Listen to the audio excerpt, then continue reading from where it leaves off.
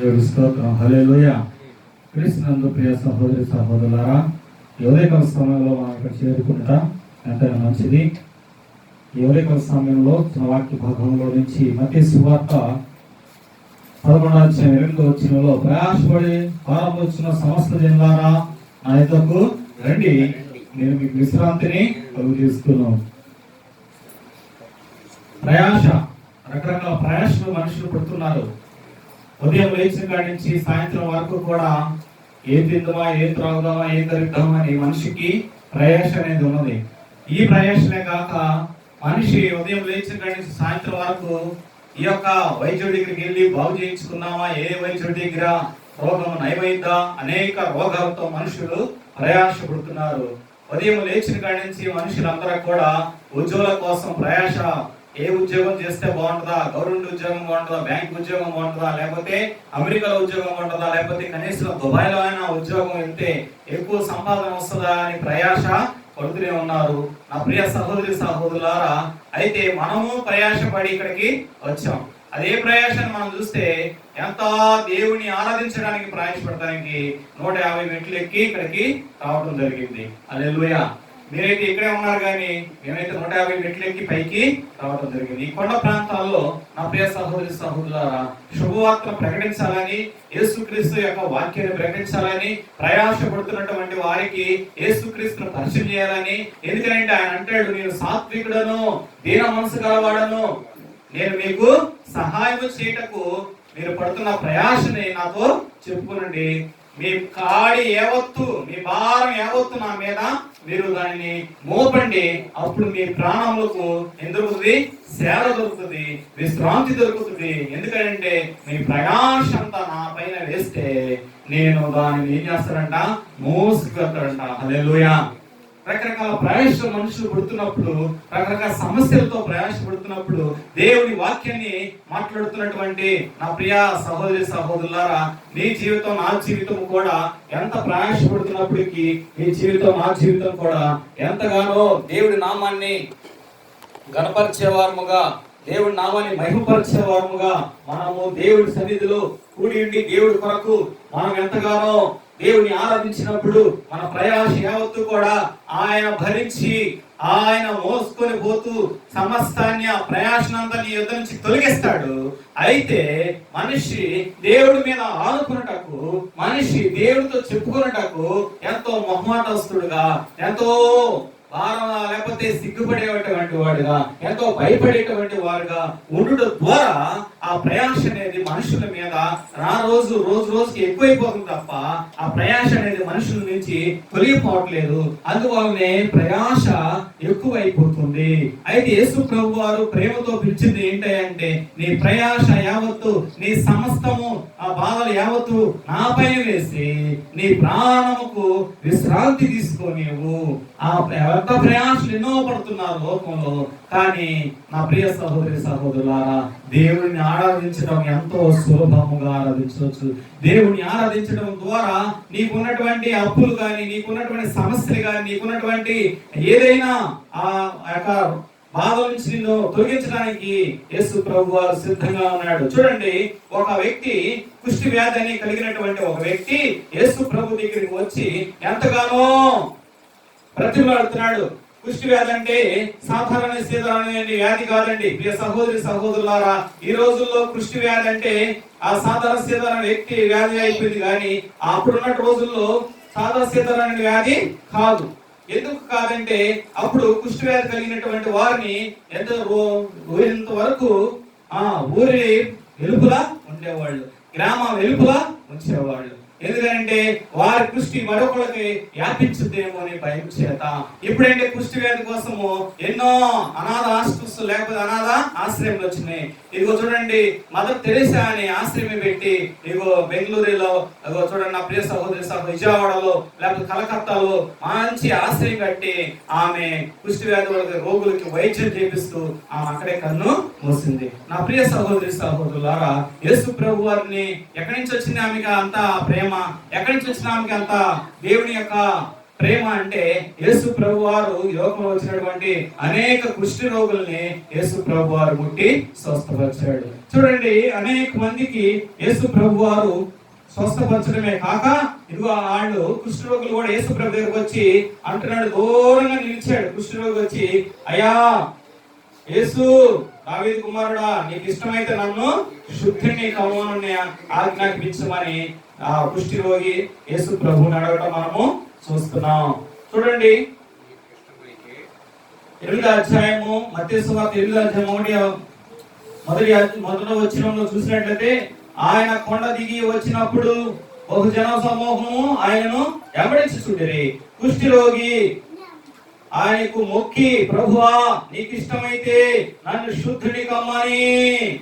ఏంటమ్మా, నీకు ఇష్టమైతే నన్ను శుద్ధునిగా చేయగలవని ఆయనకి మొక్కినప్పుడు యేసు ప్రభు వారు, చిచ్చి నా ఎద్దకు రావడానికి ఎంత మాత్రం నువ్వు తగిన వాడు కాదు, నా దగ్గరికి రావడానికి నువ్వు ఎంత మాత్రము తగినటువంటి వాడు కాదు, పరిశుద్ధులే రావాలి, నీతిమంతులే రావాలి, పరిశీలు రావాలి, శాస్త్రులే రావాలని ఆయన అలా. మరి ఎవరిని అన్నాడు? నాకు ఇష్టమే రా, 2 చేతులు చాపి వెంటనే చేయి చాపి నాకు ఇష్టమే. హల్లెలూయా. ఎందుకనంటే రోగి కొరకే వైద్యుడు. ఎవరికో దేనికోసం డాక్టర్ కాదు, దేనికోసం కావాలంటే ఆరోగ్యవంతుడికి వైద్యుడు అవసరమేనా? రోగి కోసమే వైద్యుడు. యేసు ప్రభువు వచ్చింది ఈ లోకంలోకి మానసికంగా కుష్ఠరోగిలో ఉన్నవాళ్ళు అనేకులు ఉన్నారు, శారీరకంగా కుష్ఠరోగులు అనేక మంది ఉన్నారు, అనేకులు బలహీనంగా ఉన్నారు. యెషయా గ్రంథం చెప్పినట్లుగా, మొదటి అధ్యాయం చెప్పినట్టుగా అరికాలు మొదలుకొని నడినెత్తి వరకు కొంచెమైన స్వస్థత లేదు. హల్లెలూయా. మరి ఎలా వస్తుంది స్వస్థత అంటే, పేతురు రాసిన పత్రికలో చెప్తున్నాడు, ఆయన పొందిన దెబ్బలను బట్టి మనకి ఇప్పుడు స్వస్థత వచ్చుచున్నది. హల్లెలూయా. కాబట్టి ప్రియ సహోదరి సహోదరులారా, ఆయన పొందిన దెబ్బలను బట్టి మనకు స్వస్థత. ఆయన ఉండగానే యేసుక్రీస్తు వారు 2000 సంవత్సరాల క్రితము భూమి మీద సంచరిస్తుండగానే ఆయన కుష్టి రోగిని ముట్టి శుద్ధినిగా చేశాడు. ఆయన శుద్ధినిగా చేసి బాగు చేసి పంపించాడు. హల్లెలూయా. కుష్టి రోగులు ఎంతో ప్రయాసపడుతున్నాడు. అన్నం తినడానికి ఇంట్లోకి వెళ్ళి తినలేని పరిస్థితి, ఈదులోకి వెళ్ళలేని పరిస్థితి, ఏదైనా పని చేసుకుంటే ఎవరో పని చెప్పలేని పరిస్థితి. అతను గాయాలతోనే అతను ఎంతో ప్రయాసపడుతున్నాడు దాన్ని పోగొట్టుకోవాలని. కానీ అది పోకుండా పోతే ఇదిగో యేసు ప్రభు వచ్చాడు, నిజ రక్షకుడు వచ్చాడు, నిజంగా ప్రేమ గలవాడు వచ్చాడు. యేసయ్య అని అడిగినప్పుడు, యేసయ్యా నన్ను నా కుష్టి పోగొట్టమని అడిగినప్పుడు వెంటనే ముట్టి స్వస్థపరిచి ఆయన శుద్ధినిగా చేశాడు. హల్లెలూయా. నా ప్రియ సహోదరి సహోదర, మరొక స్త్రీ ప్రయాసపడుతుంది. ఏమిటయా ఆమె ప్రయాసం అంటే, ఆమెకి సమాజంలో విలువ లేదు. ఆమెకి సమాజంలో విలువ లేదు. ఆమె ఎంతగానో అందరి చేత పాపాత్మురాలని అనిపించుకుంటూ నింద మోస్తూ ఎంతగానో మానసికంగా కుంగిపోతుంటే ఆమె పాపాలు ఎట్టగో పోగొట్టుకోవాలని తెలియని స్థితిలో ఒక స్త్రీ కనిపిస్తుంది. లోక శుభవార్త 8వ అధ్యాయం 36వ వచనంలో ఒక ఊరిలో ఒక స్త్రీ ఉన్నట్లుగా మనం అక్కడ చూస్తున్నాం. చూడండి, లోక శుభవార్త 7వ అధ్యాయము 36వ వచనం కానీ మనం చదివినట్లయితే అక్కడ ఒక మాట రాయబడి ఉన్నది. 36వ వచనంలో, పరిసయ్యులలో ఒకడు తనతో కూడా భోజనంకి రావాలని ఆయన అడగగా ఆయన పరిసయ్యుని ఇంట కూర్చుని ఉన్నప్పుడు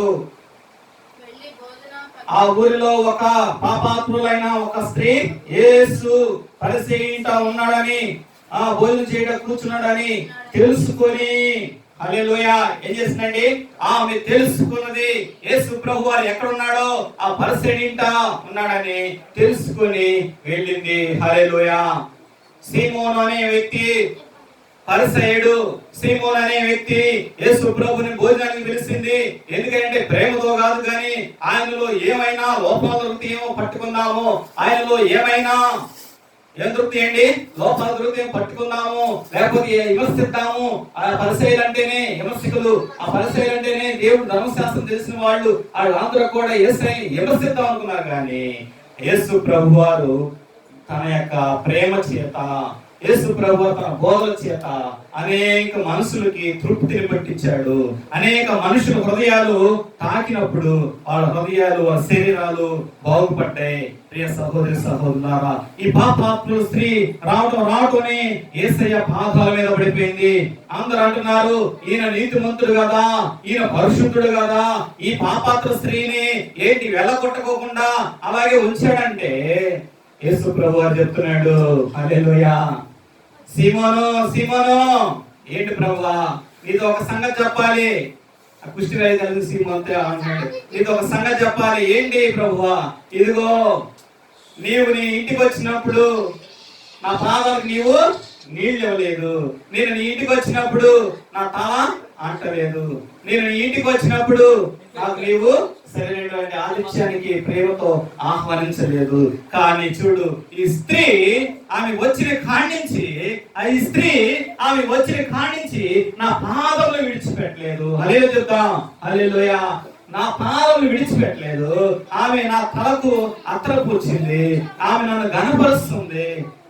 ఎవరు ఎక్కువగా ప్రేమించాడో వాళ్ళు పాపములు క్షమించబడతాయి. హల్లెలూయా. నీతిమంతుడు లేడు, ఒక్కడును లేడు. అందరూ పాపము చేసి దేవుడు అనుగ్రహించిన మహిమను పొందలేకపోతుంటే ఏమి తనకున్న పాపాన్ని పోగొట్టుకోవడానికి, తనకున్న నింద పోగొట్టుకోవడానికి, తనకున్నటువంటి ఆ యొక్క దుస్థితిని పోగొట్టుకోవడానికి యేసే పాదాలు శరణం అనుకుంది. యేసే పాదాలు ఆమెకి విమోచన అనుకుంది. యేసే పాదాలు తడిపితే, కన్నీటి పాదాలు తడిపితే ఆమెకి విమోచన వస్తుందని, ఆమెకి విడుదల వస్తుందని వచ్చి యేసయ్య పాదాలు తడుపుతుంటే యేసయ్య అంటున్నాడు, ఇదిగో నా కుమారి, నీవు భయపడిన అవసరం లేదు. హల్లెలూయా. ఏం అవసరం లేదు? నా కుమారి, నీవు భయపడిన అవసరం లేదు. నీ విశ్వాసం నిన్ను స్వస్థపరిచినది. చదవండి 50 వచనం.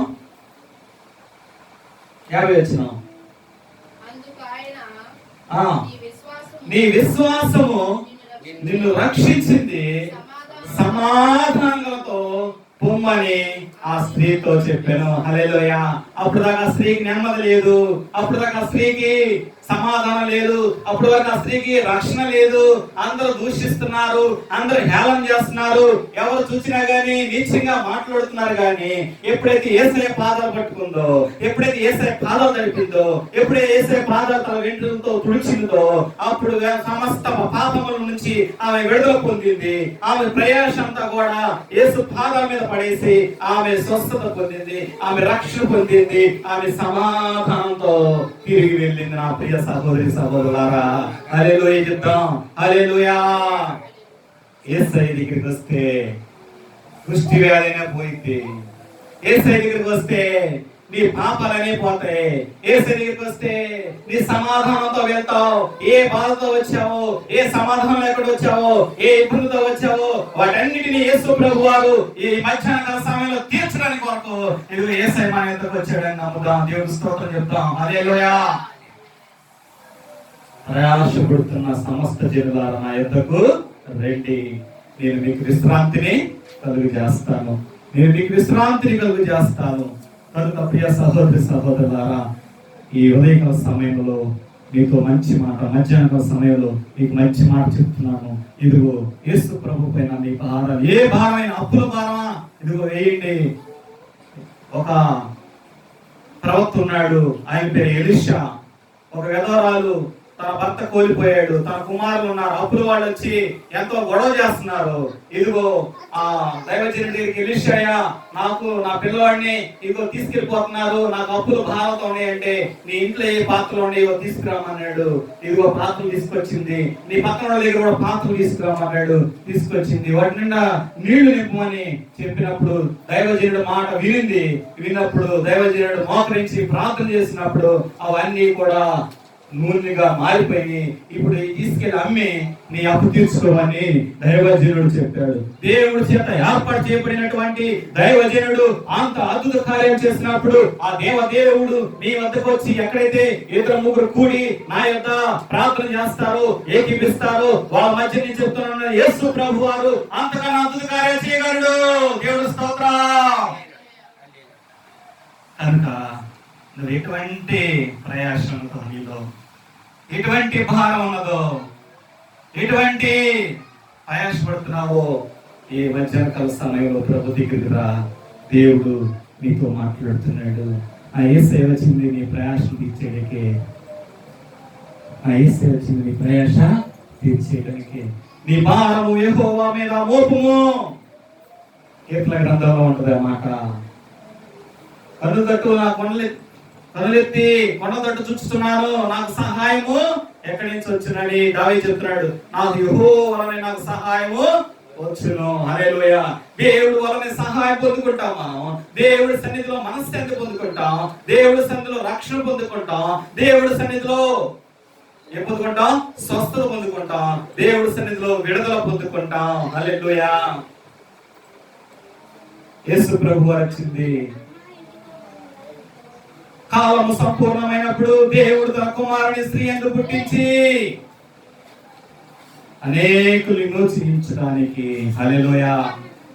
కనుక నువ్వు ఈ ఉదయ మధ్యాహ్నకాల సమయంలో నువ్వు ఏ ప్రయాసతో ఉన్నావో నువ్వు గుర్తు పెట్టుకోవాల్సిందిగా ఈ మధ్యాహ్నకాల సమయంలో ప్రభు దగ్గరికి వచ్చి నీవు దేవుడికి మొరపెట్టవలసిందిగా దేవుడి పేరున మనం చేస్తున్నాను. నువ్వు ఎటువంటి ప్రయాసపడుతున్నావు, నువ్వు ఎటువంటి మానసికంగా ప్రయాసపడుతున్నావు. చాలా మంది ఏమి తిందామా, కొంతమంది క్రైస్తవ జీవితాలు జీవిస్తూ కూడా ఏమి తిందామా, ఏమి త్రాగుదామా, ఏమి ధరిద్దామా అని చింతపడుతుంటారు. అయితే యేసు ప్రభు అంటాడు, నీ చింత యావత్తు నువ్వు ఆయన మీద వేయము. నువ్వు చింతపడటం వల్ల ఒక మూరడు ఎత్తు అవుతావా? లేదు కదా. అందుకే అసలు నీ చింత యావత్తు ఆయన మీద వేయము. మొదటిగా ఆయన నీతిని, ఆయన రాజ్యమును ఎత్తుకును, అవన్నీ నీకు దొరుకును. అల్ప విశ్వాసులారా, ఆకాశ పక్షులను చూపిస్తున్నాడు. అవి విత్తవు, కోయవు, కుట్లో కూర్చుకున్నావు, దేవుడు వాటిని ఎలాగ పోషిస్తున్నాడు చూసారా? అలాగే మిమ్మల్ని పోషించగల శక్తిమంతుడు దేవుడు. మీ ప్రాణ దేహములు ఇంకా మరీ శ్రేష్టంగా మీరు ఆకాశ పక్షుల కంటే, గడ్డి పూల కంటే మీరు శ్రేష్ఠులు కారా అని క్వశ్చన్ వేస్తున్నాడు యేసయ్య. అయితే మీరు చేయవలసిన పని, రేపు గురించి మీరు చింతించవద్దు. రేపు గురించి ఆ రోజు అదే చింతించుదంట. హల్లెలూయా.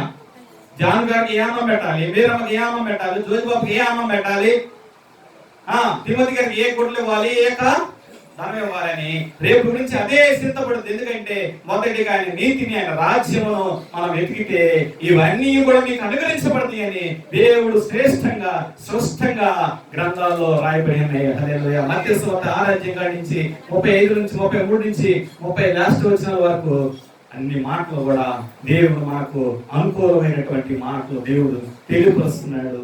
ఈ మధ్యాహ్న సమయంలో ఏ ప్రయాసపడుతున్నావు? ఏడు చూసినటువంటి నా ప్రియ జనాంగమా, నువ్వే ప్రయాసపడుతున్నావు?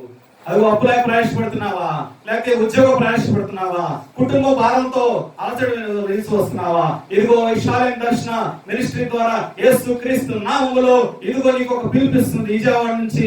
ఇదిగో నా ప్రియ సహోదరి సహోదరుడా, నువ్వు ఎవరైనా కావచ్చు, యేసు ప్రభు యొక్క నామం పేరిట నీకున్న సమస్తము వదిలిపోవుగా కానీ నీ కొరకు నేను ప్రార్థన చేయబోతున్నాను.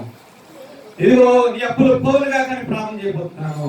ఇదిగో నీ కొరకు యేసుక్రీస్తు నామములో నీ అవసరత తీరుగా కానీ ప్రార్థన చేయబోతున్నాను. ప్రార్థన చేసుకున్నాం. పరిశుద్ధుడా మీకు స్తుతులు స్తోత్రాలు. వీడియో చూసిన బిడ్డలను, ఇక్కడున్న బిడ్డలను అందరినీ కూడా మీరే దీవించండి. ఎవరైతే బలహీనంగా ఉన్నారో, ఎవరైతే ప్రభువా అస్వస్థత గురై ఉన్నారో, ఎవరైతే వ్యాధులతో గురై ఉన్నారో, ఎవరైతే వ్యర్థ ప్రయాసపడుతున్నారో, ఎవరైతే కుటుంబ సమస్యలతో సతమతం అయిపోతున్నారో, ఆరోగ్యంతో సతమతం అయిపోతున్నారో, అప్పులతో సతమతం అయిపోతున్నారో, యేసు క్రీస్తు నామములో ప్రయాస అంతా తీరును గాక, వాళ్ళ ప్రాంతాలు విశ్రాంతి వచ్చును గాక, వాళ్ళ కుటుంబాలు నెమ్మది వచ్చును గాక అని యేసు క్రీస్తు నామములో తెలియపరుస్తూ ఈ వాక్యములు ముగిస్తాం. ఈ రోజు చూసిన బిడ్డలకు ఇది నచ్చినట్లయితే ఒక లైక్ కొట్టి విజయవాడ ఇదిగో మా ప్రాంతంలో వచ్చి మాతో కూడా పాల్గొనడాన్ని యేసు పేరిట మనం చేస్తూ ముగిస్తున్నాం. హల్లెలూయా.